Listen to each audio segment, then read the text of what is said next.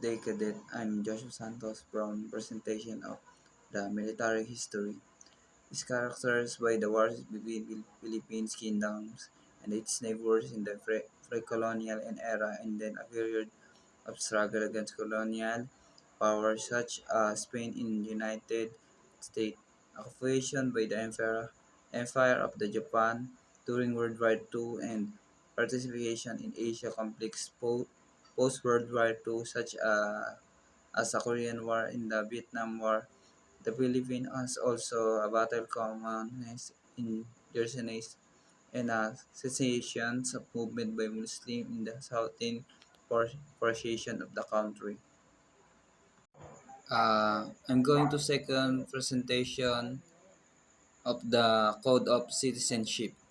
On August 19, 1939, a Code of Citizenship and Ethics was promulgated by President Quezon through Executive Order Number 217.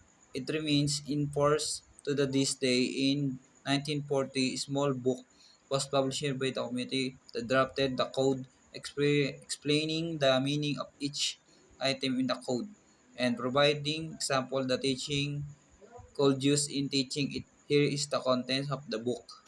We are engaged in the gigantic task of nation building in the middle of a troubled and bewildered world.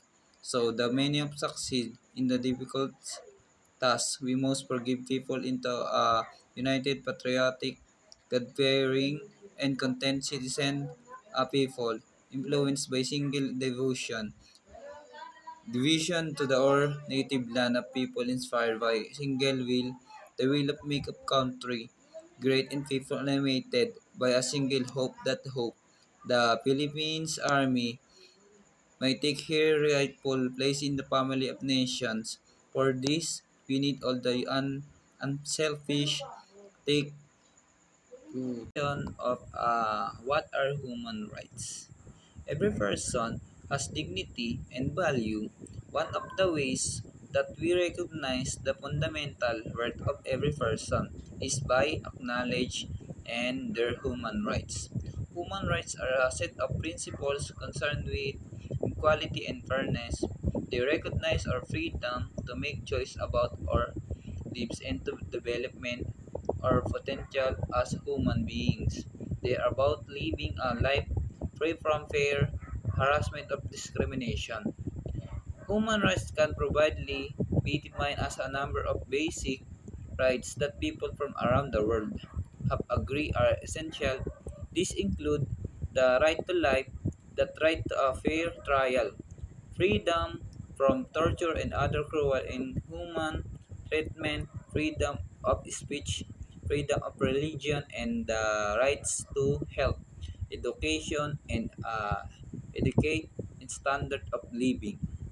I'm going to presentation of core values.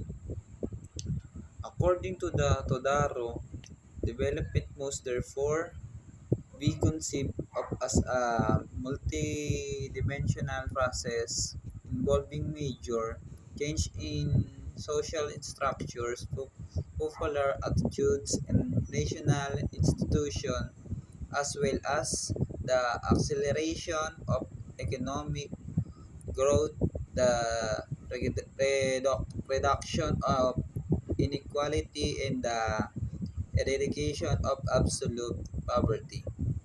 Development in its essence must present the whole gamut of change by which as an enter social system tone to the diverse basic needs and desire of individuals and social groups within that system moves away from a condition of life widely perceived as unsatisfactory toward a situation or condition of life as materially and spiritually better. I'm going to present a rule of law. The rule of law is defined in the Oxford English Dictionary as the authority and influence of law in society, especially when viewed as a constraint on individual and institutional behavior.